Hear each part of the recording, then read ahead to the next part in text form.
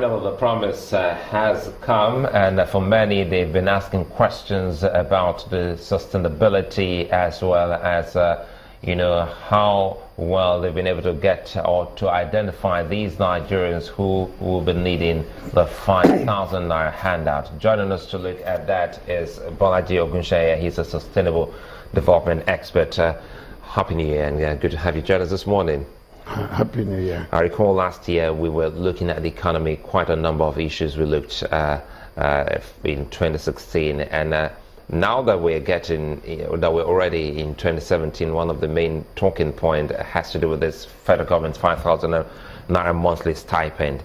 And if you put this side by side with what we are already experiencing recession, some are already asking the big questions of how best to identify some Nigerians, because they use the words the poorest of the poor in our society. Is there any kind of indices that you use in recognizing some of these people? I know you're not in government, but as an expert, if you were to look out for such in any community, how would you go about? Well, there's a number of tools that can be used for that kind of purpose. And I have a sense that the World Bank, I'm sorry if my voice is not carrying a lot, I'm a bit under the weather. There's a number of tools that can be used for that purpose, and I'm aware that the World Bank did work with them, especially with one of those tools, the social register. And I would like to assume that the kinds of people who deal with social empowerment within the World Bank would have quite a suite of implementational procedures and things to get that done. It wouldn't be too much of a worry for me at this point. And also, they have the NIBSS, the interbank thing, for direct transfers where that is involved. What I have observed is maybe this is a good way sometimes for a government to take notes of the critique in the air rather than insulating themselves from it and being maybe too defensive, and maybe step back one or two, so that they can, they will say in French, reculer pour mieux sauter, step back so that you can jump, better. And I think in holding back, they were going to do this last year, obviously under election promise pressures. Remember, they were going to do this last year. It was supposed to be part of the spend within the 2016 budget, right? But when they wanted to start, there was this battery of criticisms, and including by me, asking questions and things. And then they've stepped back. When I look at the way they've come out now, I can see a whole, range of institutional injections and mechanisms to ensure a good delivery of the program. And that's good. We've got to commend that.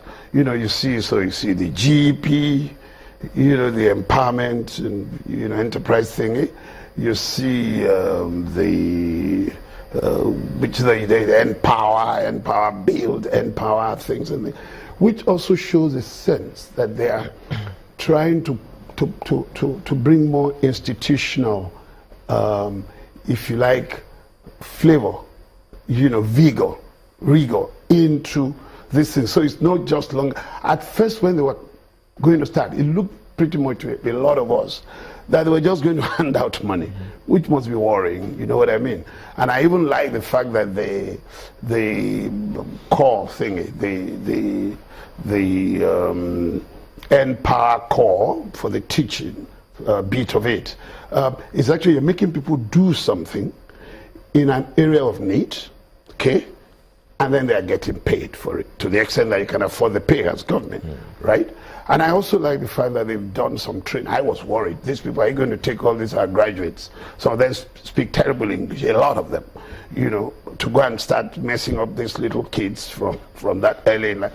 But they've trained them. And so what I'm saying is stepping back, from going ahead, from implementing last year, and then going to develop all these sort of, battery of little things and stuff. I think it's a good thing. That's number one. Before I get on to number two, because listening to you now, what comes to mind is the issue of data, which it would seem as if we, as a country, haven't been able to, harness and put in place. Yes. If I'm not here, or if it's not you, because of your track record as Mr. Ogunseye, some wouldn't know that you are a Nigerian. So what are those things that we should have put in place that would make someone know that this is you and this is what you're doing at every step of your life in Nigeria, for us to truly and genuinely identify that this man is a beneficiary or a qualified beneficiary of this scheme? As a citizen, yeah.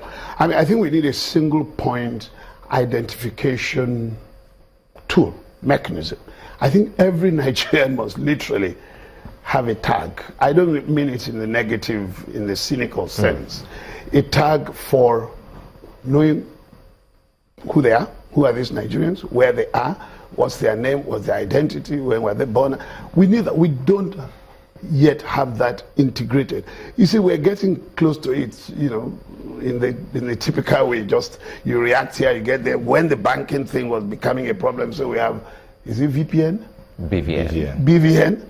Then there's another one, we have another one.